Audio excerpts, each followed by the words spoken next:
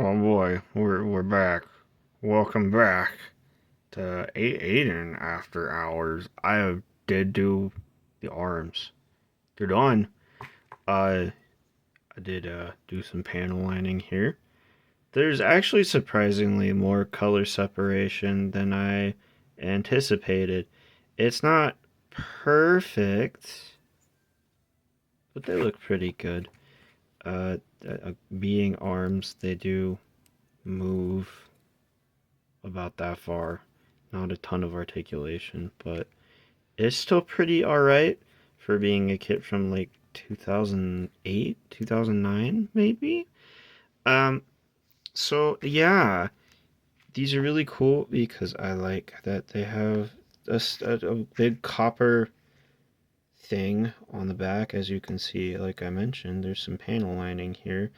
I did a technique that I tend to do lately with kits, and that's where I will, in advance, give me one moment here, in advance, let me find a good example. We'll use this. This is kind of the most visual.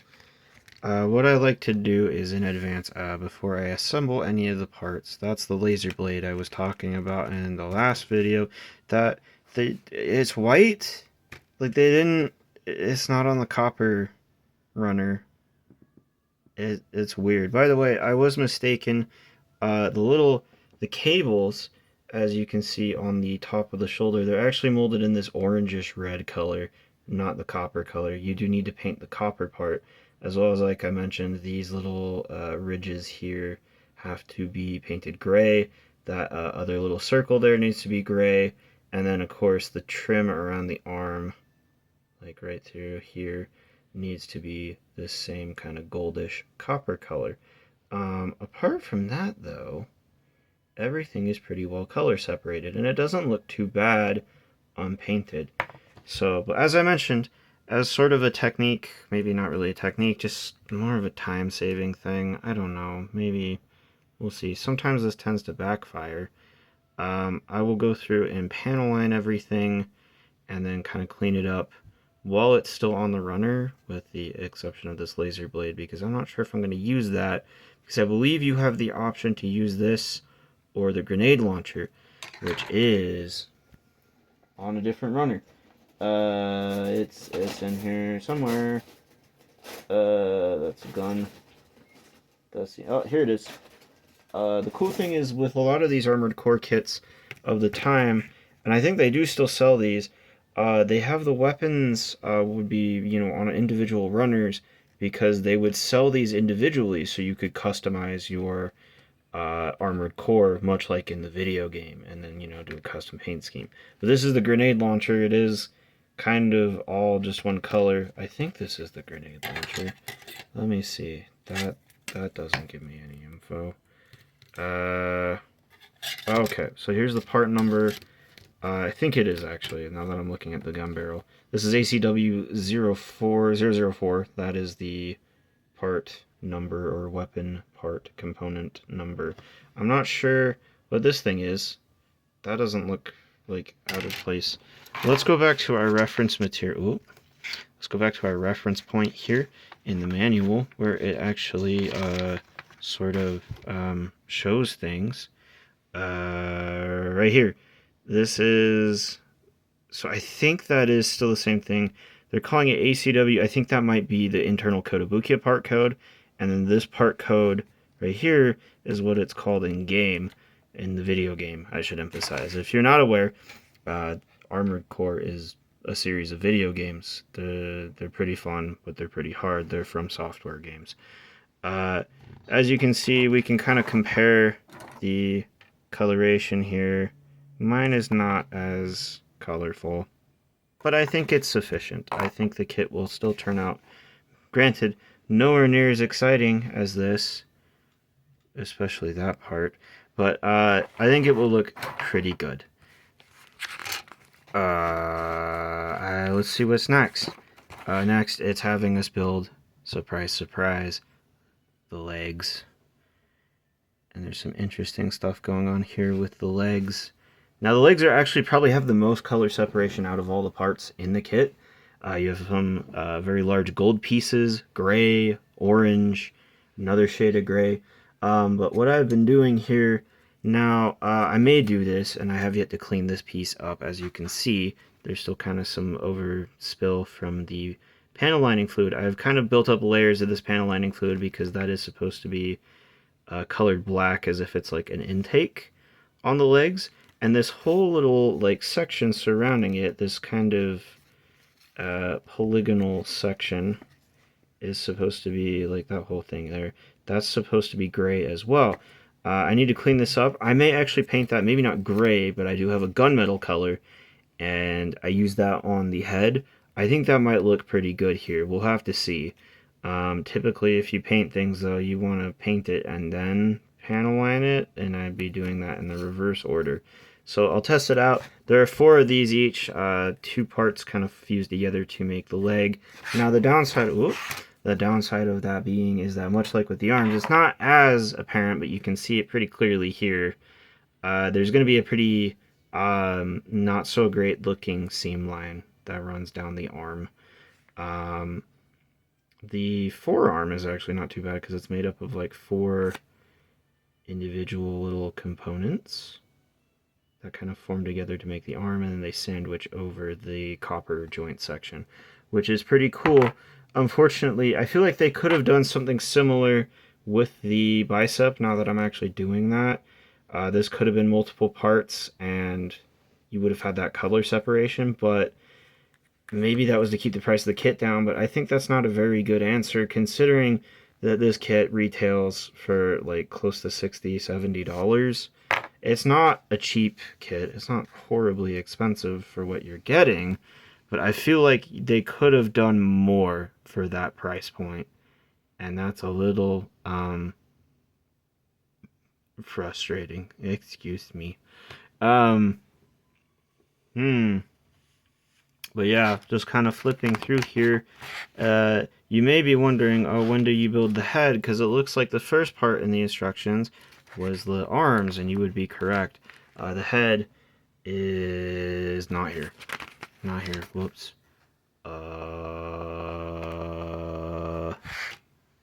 Right here. It's a later step. And I did it first because it was the only part that I thought I really needed to paint. But now that I am seeing kind of more of this firsthand, I don't entirely think that's the case.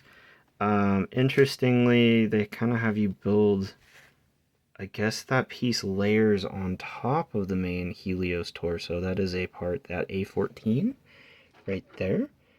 That's the part that has the tampo print on it. I think that is unique to this version, and that is a modification to the regular Helios core part. I'm not sure. I'll have to go back and check some footage from the other Armored Core games and just look at other units that use this same core component, the core being the torso area. It's called the core because it houses both the reactor slash fuel source or whatever and the pilot. Now, obviously, this model kit does not have a pilot that in an opening cockpit. That would be super cool, but they don't do that. I don't think there are any Armored Core kits, unfortunately, that I'm aware of that do that. That would be really cool. In fact, you don't see it too often in the games or in the series in general, how the cockpits work.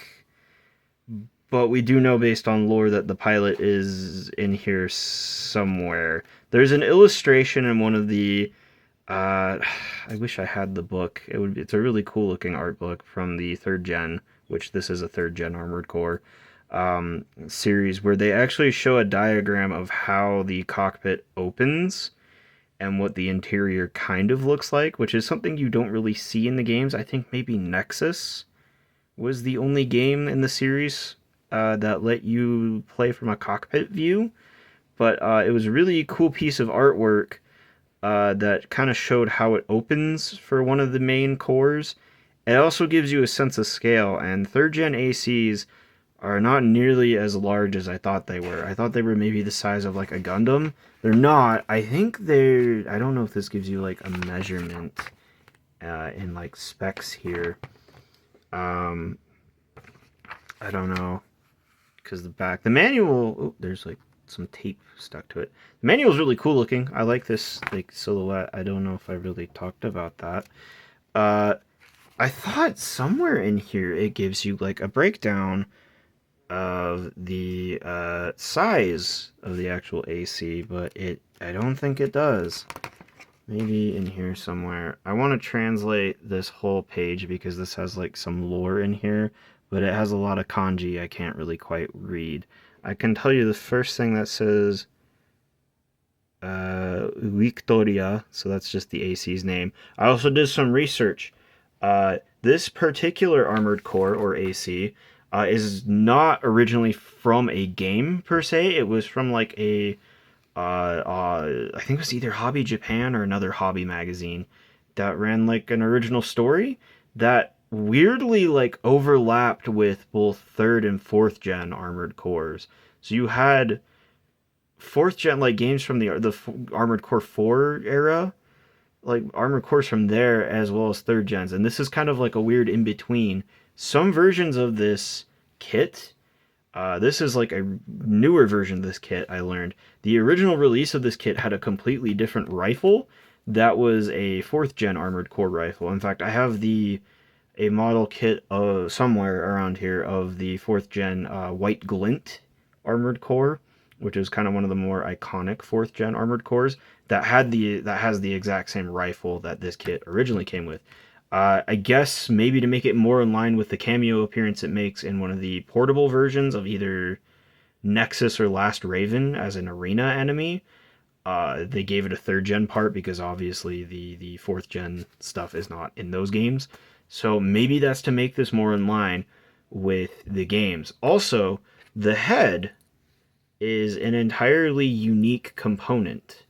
Um, it is unique to this armored core. This is not a part that appeared on really any other armored core in any of the games. I think you could unlock it by defeating this person in the arena, but I'm not 100% sure because I haven't done it. And I'm going to be honest with you, playing Armored Core Last Raven or Nexus or Armored any of the portable, the PSP ports of any of the third gen games is kind of a miserable experience because they use the really, really crappy early third gen control scheme where like you can't really aim and it has tank controls. The early Armored Core games, the hard part isn't the actual game itself, it's the control scheme. It's just objectively bad. And if I recall, starting with Nexus, they actually implemented a dual analog stick traditional control scheme. However, because I don't have the PS2 version of Nexus or Last Raven or any of those games, I had the PSP version. You have to keep in mind the PSP only had that little nub that you could use for aiming, so it had to use the old school option only for the controls, and it's pretty miserable to use on any device. So I don't think I'll be playing through that. Maybe I'll figure out how to do it through an emulator. But next time, I'm gonna be building the legs. The legs are gonna be pretty interesting. We'll see if I paint anything else. Anyway, I'm gonna go now. Bye.